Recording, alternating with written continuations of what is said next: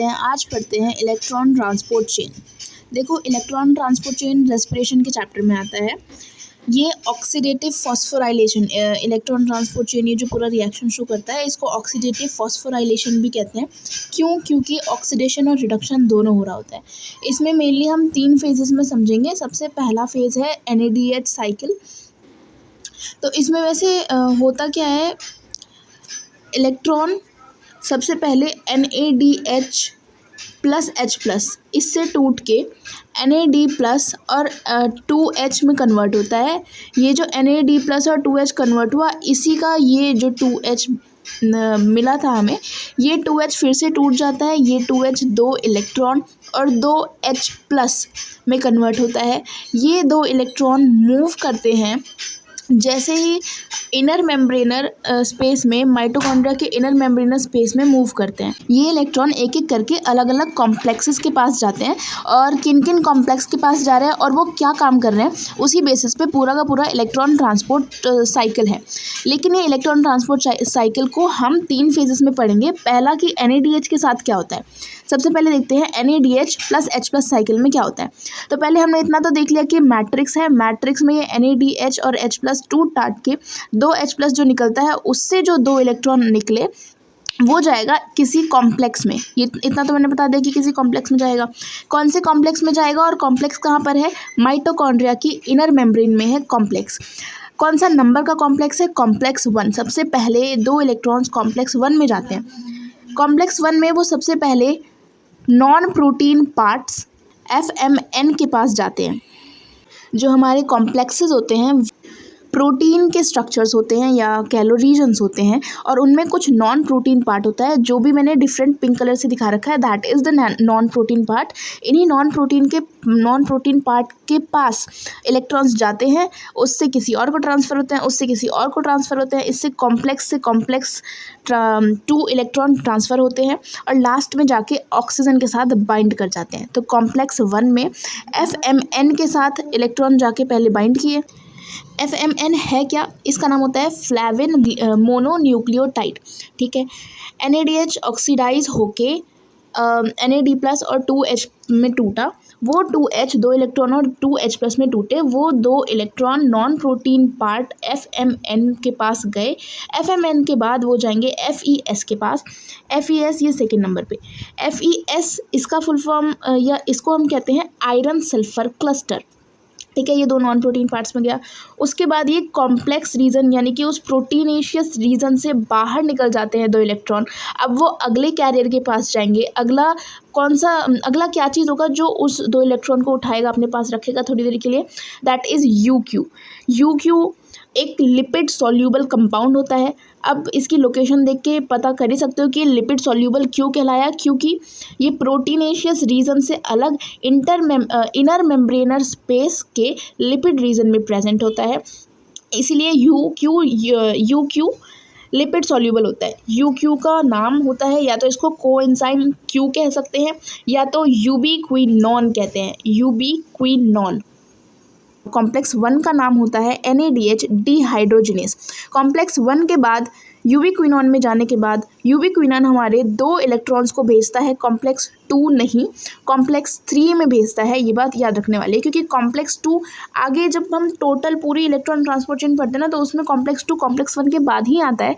लेकिन उसमें NADH के द्वारा दिए गए 2 इलेक्ट्रॉन नहीं जाते हैं, किसी और चीज़ के द्वारा दिए गए 2 इलेक्ट्रॉन्स जाते हैं। वो हम अगले फेजेस में समझेंगे। अभी हम पहला पार्ट ही समझ रहे हैं NADH से जो एसोसिएटेड है। ठीक है, तो अब हमारे 2 इलेक्ट्रॉन कॉम्प्लेक्स 2 में ना जाके कॉम्प्लेक्स 3 में जाएंगे, जिसमें वो सबसे पहले बाइंड करेंगे साइटोक्रोम B से। उसके बाद FES से, जो कॉम्प्लेक्स 3 का FES है, उससे जाके बाइंड करेंगे। यहाँ भी FES का फुल फॉर्म सेम ही है, आयरन सल्फर क्लस्टर। उसके बाद जाएंगे साइटोक्रोम C1 में इलेक्ट्रॉन, और फिर वापस से इस कॉम्प्लेक्स से बाहर निकल जाएंगे और जाएंगे साइटोक्रोम C में। साइटोक्रोम C फिर से लिपिड में प्रेजेंट है, ये कॉम्प्लेक्स रीजन में प्रेजेंट नहीं है, लेकिन है ये सारे नॉन प्रोटीन पार्ट्स ही। उसके बाद ये अपने 2 इलेक्ट्रॉन्स को थोड़ी देर के लिए कैरी करके रखेगा और भेज देगा कॉम्प्लेक्स नंबर 4 में। कॉम्प्लेक्स नंबर 4 में सबसे पहले CVA का रोल आएगा। CVA उन 2 इलेक्ट्रॉन्स को अपने पास रखेगा, फिर वो साइटोक्रोम ए को भेज देगा, साइटोक्रोम ए वो 2 इलेक्ट्रॉन रख के आगे पास कर देगा, साइटोक्रोम A3 को भेज देगा और लास्ट में वो इलेक्ट्रॉन्स कॉम्प्लेक्स के अंदर लास्ट में जाते हैं CuB के पास, और इसके बाद वो इलेक्ट्रॉन वापस में मैट्रिक्स में चले जाते हैं। मैट्रिक्स से ही निकले थे इलेक्ट्रॉन्स, घूम घाम के मैट्रिक्स में ही गए। जो फाइनल इलेक्ट्रॉन एक्सेप्टर होता है इसका नाम पूछा जाता है, दिस इज ऑक्सीजन। ऑक्सीजन होता है, और जो 2 H+ यहाँ हमारे पास निकले हुए थे ना, ये 2 H+ इस मैट्रिक्स में प्रेजेंट होते हैं, ये भी इनके साथ बाइंड करते हैं, ऑक्सीजन भी होता है और इलेक्ट्रॉन तो ऑक्सीजन के साथ आके बाइंड करना ही था। ये सब मिला के पानी बना लेते हैं, वाटर बना लेते हैं मैट्रिक्स के अंदर। इसमें अब जानने वाली बात यह है कि ये H क्या दे रखे हैं हमें, एंड साइटोक्रोम C के बारे में एक और पॉइंट है कि ये मूवेबल कैरियर होता है, हाँ ऑफ कोर्स ये मूव कर सकता है लिपिड में, और ये इनर मेम्ब्रेनर जो माइटोकॉन्ड्रिया की इनर मेम्ब्रेन होती है उसके भी आउटर सरफेस में प्रेजेंट होता है। ठीक है, साइटोक्रोम C के बारे में बात हो गई। अब हम बात करते हैं कि ये क्या हो रहा है, ये हाइड्रोजन यहाँ कैसे जा रहे हैं। तो देखो, जब NADH की साइकिल चलती है ना, हर complex 1, complex 2, complex 1, complex 3 and complex 4 जो यहाँ दिखाया हुआ है, हर कॉम्प्लेक्स कुछ ना कुछ H+ मैट्रिक्स से इंटर मेम्ब्रेनस स्पेस में भेज रहा होता है। तो कॉम्प्लेक्स 1 कितने H+ भेजता है, 4 H+ भेजता है। कॉम्प्लेक्स 3 कितने H+ भेजता है, 4 H+ भेजता है। और कॉम्प्लेक्स नंबर 4 कितने H+ भेजता है, 4 नहीं 2 ही H+ भेजता है। इन H+ का क्या रोल है ये भी हमें आगे जाके पता चलेगा, क्योंकि H+ ही हमें ATP बनाने में हेल्प करेंगे, इन्हीं की वजह से एनर्जी बनेगी। इसके अलावा कॉम्प्लेक्स 3 और कॉम्प्लेक्स 4 का नाम क्या क्या है। कॉम्प्लेक्स 1 का नाम मैंने आपको क्या बताया था, NADH डिहाइड्रोजिनेस। कॉम्प्लेक्स 3, क्योंकि कॉम्प्लेक्स 3 में देखो cytochrome B and cytochrome C1 आ रहे हैं, तो इसका नाम आराम से याद रख सकते हो, साइटोक्रोम C रिडक्टेस या साइटो-BC1 कोरोप्लेक्स। ठीक है, अब कॉम्प्लेक्स 4 का क्या नाम है, cytochrome C oxidase, cytochrome C oxidase. अब हम पता करते हैं कि ये हाइड्रोजन का रोल क्या था, ये हाइड्रोजन यहाँ से निकल के इंटर मेम्ब्रेनस स्पेस में क्यों जा रहे थे। उसका रोल तुम्हें पता चलेगा जब तुम ये साइकिल पढ़ोगे। ये इलेक्ट्रॉन ट्रांसपोर्ट चेन का ही एक फेज़ है, इलेक्ट्रॉन ट्रांसपोर्ट चेन के अंदर ही आता है, जो मैं बोल रही थी कि 3 पार्ट्स में पढ़ा रही हूँ, ये है वो सेकेंड पार्ट। वैसे तो इसको थर्ड में भी पढ़ सकते हैं, बट ATP कैसे बनता है और उन H+ का क्या रोल था, इसको समझने के लिए इसको हम पहले समझ लेते हैं। देखो, ATP सिंथेसिस होती है, ये second part electron transport chain का, इसमें ATP सिंथेसिस होती है। ये इसको कीमो ऑस्मोटिक हाइपोथेसिस भी कहा जाता है, जो पीटर माइकल के द्वारा दिया गया था। इसमें भी सेम वो 3 चीज़ें हैं, मैट्रिक्स है, इनर मेम्ब्रेनर स्पेस है और इंटर मेम्ब्रेनर स्पेस है। इनर मेम्ब्रेन है, मैट्रिक्स है और इंटर मेम्ब्रेनर स्पेस है, this one is intermembrane space. देखो होता क्या है, ये कॉम्प्लेक्स 1, कॉम्प्लेक्स 3 एंड कॉम्प्लेक्स 4 यहाँ पे बना के एक्सप्लेन किए हुए हैं। कॉम्प्लेक्स 2 भी होता है एज आई सेड, लेकिन उसमें NADH का रोल नहीं होता, इसलिए उसको यहाँ पे भी बनाया हुआ नहीं है। जब FADH का रोल आएगा तो भी इस टाइप की H+ की कंसनट्रेशंस निकल रही होती हैं, उस जगह पे कॉम्प्लेक्स 2 के बारे में समझ लेना। तो इलेक्ट्रॉन ट्रांसपोर्ट चेन में ATP सिंथेसिस जो होती है, ये होती है F0 F1 पार्टिकल्स की हेल्प से। F0 F1 पार्टिकल्स को हम कॉम्प्लेक्स नंबर 5 भी बोल सकते हैं और ATP सिंथेज भी बोल सकते हैं। प्रोटॉन्स जो होते हैं, जैसे तुम्हें पता चला कि मैट्रिक्स में प्रोटॉन्स बन रहे थे, मैट्रिक्स से जैसे ही कॉम्प्लेक्स अपना काम करता है, मैट्रिक्स से प्रोटॉन चले जाते हैं इंटर मेम्ब्रेनर स्पेस में। तो इससे मुझे क्या पता चलता है कि मैट्रिक्स में प्रोटॉन की कंसंट्रेशन कम होती जा रही है, वो प्रोटॉन को भेज रहे हैं इंटर मेम्ब्रेनर स्पेस में, वहाँ पे प्रोटॉन की कंसंट्रेशन बढ़ती जा रही है। प्रोटॉन मूव कर रहा है मैट्रिक्स से स्पेस की तरफ और प्रोटॉन ग्रेडियंट फॉर्म कर रहा है। ग्रेडियंट का मतलब होता है कहीं पे हाई कंसंट्रेशन है जो कि इधर है और कहीं पे लो कंसंट्रेशन है जो कि इधर है।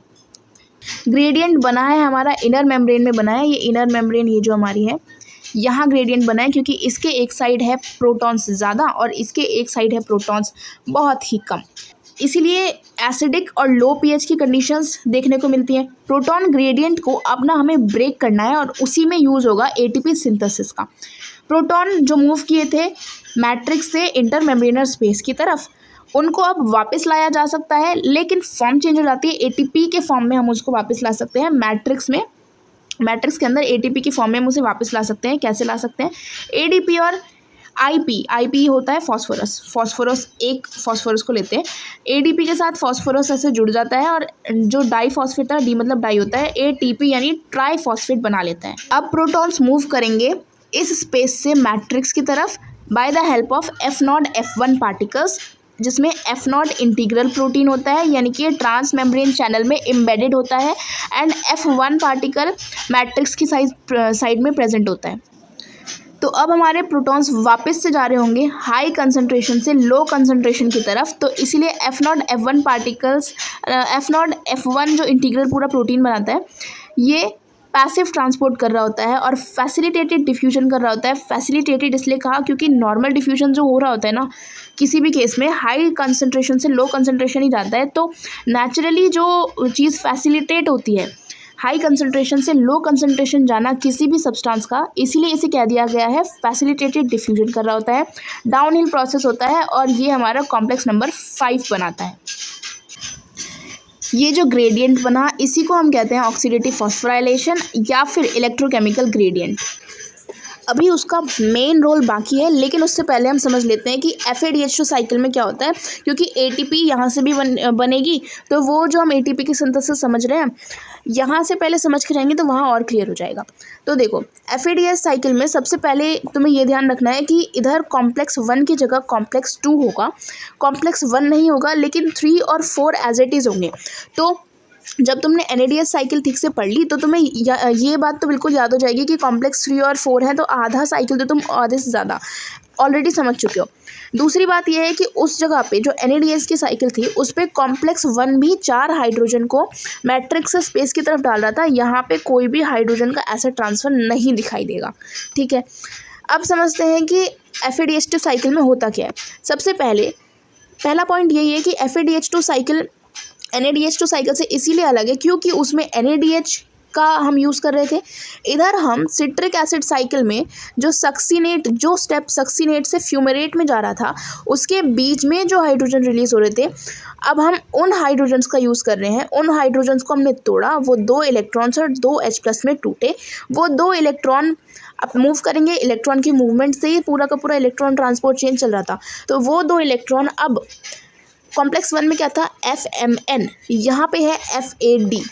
FAD क्या है, जहाँ पे सबसे पहले ये 2 इलेक्ट्रॉन्स गए, सबसे पहले FAD के पास गए। FAD है क्या, FAD का कंसेप्ट इस जगह पे एक्सप्लेन। देखो जब ये सक्सीनेट फ्यूमेरेट में कन्वर्ट हो रहा था तो FAD + 2H ये मिला के बनाते हैं FADH2। अगर याद होगा तो सिट्रिक एसिड साइकिल में 2 मोल्स निकल रहे थे, 2 मोल्स निकल रहे थे FADH2 के। अब ये FADH2 अपना ऑक्सीडेशन करवाता है, और ऑक्सीडेशन में क्या होता है, हाइड्रोजन का रिमूवल। तो FAD और 2 हाइड्रोजन निकल गए 2H+ एंड 2 इलेक्ट्रॉन की फॉर्म में, मतलब 2 हाइड्रोजन ही निकले, 2H ऐसे लिख सकते हो। लेकिन वो हाइड्रोजन भी जब टूटते हैं तो H+ और इलेक्ट्रॉन में कन्वर्ट हो जाते हैं, इसीलिए डायरेक्ट यहाँ पे लिख दिया गया है 2H+ एंड 2 इलेक्ट्रॉन्स। यही 2 इलेक्ट्रॉन्स जो है इन्हीं की बात हो रही है। देखो ये सबसे पहले किसके साथ मिले, हमें FAD के साथ मिले। ये 2 इलेक्ट्रॉन्स बाद में जाएंगे FES के पास। ये देख लो यहाँ पे कॉम्प्लेक्स 2 में यही चीज़ बता रखी है। सबसे पहले हमें FAD के पास ही इलेक्ट्रॉन मिले क्योंकि सिट्रिक एसिड साइकिल से रिलेटेड है, और FAD ने अब इन 2 इलेक्ट्रॉन्स को भेजा FES के पास, विच इज़ हियर गिवन। तो कॉम्प्लेक्स नंबर 2 भी कितना इजी था याद रखना। कॉम्प्लेक्स नंबर 2 में भी बस ये 2 ही चीज़ें हो रही है। पहले FAD के पास जा रहा है, फिर वापस से FES के पास जा रहा है। FES तो कॉम्प्लेक्स 1 में भी ये नाम पढ़ा था। अब अगला डिफरेंस यहाँ पे बस इतना है कि ये जो लिपिड सॉल्यूबल कंपाउंड्स थे ना, यहाँ पे वहाँ पे था यूबिक्विनॉन, यहाँ पे यूबिक्विनॉन जो था जिसमें N आता है, देखो यूबिक्विनॉन ये वाली स्पेलिंग,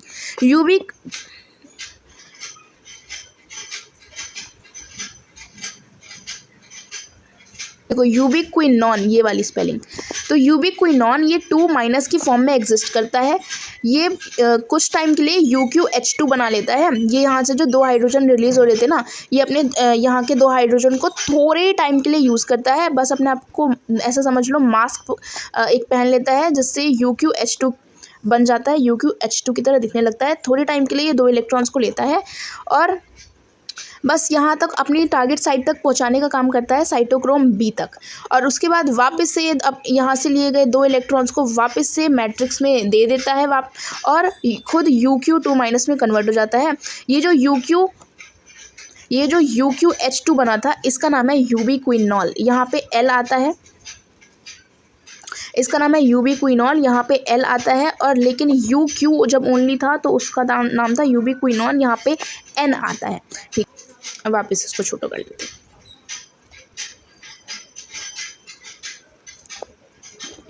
अब हमें यहाँ देखने को मिल रहा है कि यहाँ की पूरी साइकिल हमें समझ में आ गई, क्या हुआ कैसे हुआ। सीधी बात है, 2 इलेक्ट्रॉन कॉम्प्लेक्स 2 में गए, कॉम्प्लेक्स 2 से UQ2- में गए। थोड़ी देर के लिए एक मास्क पहन के कोई आदमी आया था UQH2 करके, जिसका नाम था यूबिक्विनॉल। इसने बस इतना काम किया, H+ लेके खुद की शक्ल चेंज करी, UQH2 बनाया और साइटोक्रोम बी तक बस अपने इलेक्ट्रॉन्स को पहुंचा दिया। उसके बाद वापस से अपना हुलिया बदल लिया, 2H+ वापस से मैट्रिक्स में डाल दिए, लौटा दिए उसे। अब ये कॉम्प्लेक्स नंबर 3 वापस से चलने लगेगी, साइटोक्रोम बी, उसके बाद FeS, उसके बाद साइटोक्रोम C1, साइटो BC1 कोरोप्लेक्स। इस पूरे प्रोटीन के रीजन को हम कहते थे। कॉम्प्लेक्स नंबर 3 कंप्लीट हो गया। कॉम्प्लेक्स नंबर 3 से वापस से जैसे NADH वाली साइकिल में हो रहा था, साइटोक्रोम C के पास जाएंगे जो कि लिपिड में प्रेजेंट होता है। साइटोक्रोम C के बाद CUA, CYT, साइटोक्रोम A3, फिर CUB, ये पूरा का पूरा कॉम्प्लेक्स 4 बनाएगा। कॉम्प्लेक्स 4 का नाम क्या था? Cytochrome C oxidase. ये फिर 2 इलेक्ट्रॉन का फाइनल कैरियर तो हमारा ऑक्सीजन ही था, 2 इलेक्ट्रॉन ऑक्सीजन के साथ, और जो हमारे मैट्रिक्स में 2 hydrogen already, 2 H+ ions already present थे, इन सब के साथ मिला के एंड प्रोडक्ट ये वाटर ही बना लेता है, पानी। कॉम्प्लेक्स 2 का नाम यहाँ पे जानना बहुत ज़रूरी है, यह है सक्सीनेट डिहाइड्रोजनेज। तो FADH2 साइकिल में कॉम्प्लेक्स 2 पहले आता है, फिर 3, फिर 4, FADH2 हो गया। NADH वाली साइकिल में कॉम्प्लेक्स नंबर 2 की जगह कॉम्प्लेक्स नंबर 1 आता था। कॉम्प्लेक्स नंबर 2 जो यहाँ यूज़ हो रहा है वो कोई भी हाइड्रोजन स्पेस में नहीं भेज रहा होता है, लेकिन कॉम्प्लेक्स नंबर 3 और कॉम्प्लेक्स नंबर 4 तो भेज रहे हैं, ये तो पिछले वाले में भी भेज रहे थे। तो FADH2 वाली साइकिल में ओवरऑल 4 H+ यहाँ से 4 H+ जाते हैं कॉम्प्लेक्स 3 से, और 2 H+ जाते हैं कॉम्प्लेक्स नंबर 2 से।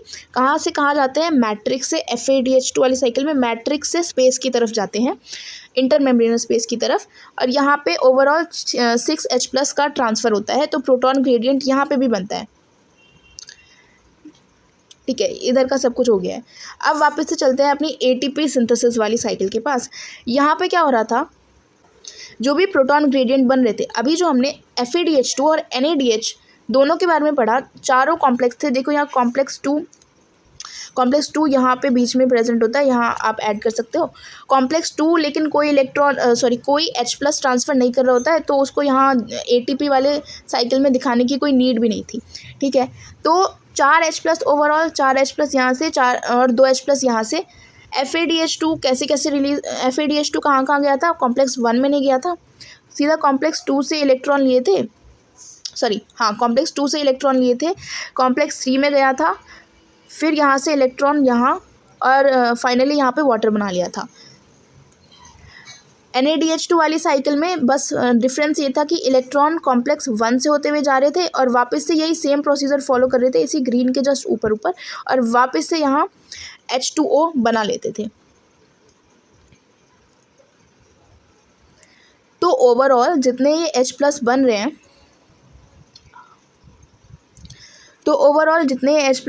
हैं, ये H+ इस F0 F1 पार्टिकल्स के पास जाएंगे, ATP सिंथेसिस होगी। 4 H+ से कितने निकलते हैं? 4 H+ से 1 ATP बनती है। यहाँ भी 4 H+ है, यहाँ भी 1 ATP बनेगी। मतलब इंटरमेम्ब्रेनस स्पेस में नहीं बनेगी। ATP जब ये H+ यहाँ जा रहे होंगे ना वापस मैट्रिक्स की तरफ, तो इस जगह पे ये जो ATP बन रही है, मैं इसकी बात कर रही हूँ। तो यहाँ पे जैसे एक ATP शो किया हुआ है, ये वाले 4 H+ जब जाएंगे तो 1 ATP बनी, यहाँ मैं लिख देती हूँ 1। ये वाले 4 H+ जाएंगे तो 1 ATP बनी 1, और ये वाले 2 H प्लस जाएंगे तो कितनी आइडियली कितनी ATP बननी चाहिए 0.5। तो टोटल कितना हुआ 2.5 हुआ ATP का फॉर्मेशन। लेकिन NCERT में बस ये बात है कि NCERT में 3 ATP बोले हुए हैं, तो अकॉर्डिंग टू ऑप्शंस इसको मार्क करना पड़ेगा ऑप्शंस को देख के। लेकिन NCERT ने डायग्राम में भी 2.5 के हिसाब से ही दे रखा है। सो ये थोड़ा कंफ्यूजिंग पार्ट है NCERT का। जिस तरीके से ऑप्शंस बन रहे होंगे उस तरीके से करेक्ट आंसर उस तरीके से सिलेक्ट होगा। अब यहाँ देखने वाली बात यह है कि हमें ये पता चल गया NADH2 वाली जो साइकिल थी हमारी, ये वाली साइकिल, इस साइकिल के अकॉर्डिंग हमारे पास 2.5 या 3 इतने ATP बन रहे हैं। इनका सिग्निफिकेंस अब हमें पता चल गया है। और ये तो हुआ NADH वाली साइकिल की बात। FADH2 वाली साइकिल में कितने बन रहे हैं? क्या इधर भी 3 ही बनेंगे? नहीं, इधर 3 क्यों नहीं बनेंगे? क्योंकि FADH2 वाली साइकिल में क्या हो रहा था, ये FADH2 वाली साइकिल में कॉम्प्लेक्स 1 प्रेजेंट था, जो कॉम्प्लेक्स 1 4 H प्लस को भेज रहा था इंटरमेम्ब्रेनर स्पेस में। लेकिन FADH2 वाली साइकिल में ऐसा कॉम्प्लेक्स प्रेजेंट नहीं है जो उधर कोई भी H प्लस भेज पाए, क्योंकि कॉम्प्लेक्स 2 है वो कोई भी H प्लस नहीं ट्रांसफ़र करता है। तो इसमें एक ATP की कमी हो जाएगी, एक ATP कम बनेगा। इसका मतलब यहाँ से इन 4 H प्लस से बनेगा एक ATP, इन 2 H प्लस से आइडियली बनना चाहिए 0.5 ATP। लेकिन NCERT ने दे रखा है कि 1 + 0.5 इज़ 1.5, आइडियली बनना चाहिए 1.5 ATP। सेम NADH वाली साइकिल की तरह यहाँ भी NCERT ने कर रखा है 1.5 की जगह 2 दे रखा है टेक्स्ट बुक में, और लेकिन डायग्राम के हिसाब से एक्सप्लेन कर रखा है कि 1.5 होगा। तो इसको भी ऑप्शंस के हिसाब से देख के मार्क कर लेना। ठीक है, इतना हो गया। और इसी तरीके से ये पूरा हमें समझ में आ गया है कॉम्प्लेक्स 1 से लेके कॉम्प्लेक्स नंबर 5 तक। कॉम्प्लेक्स नंबर 5 ATP वाली साइकिल के हिसाब से कॉम्प्लेक्स नंबर 5 बनाया गया था, जो डाउनहिल काम करता है, प्रोसेस इसका डाउनहिल होता है।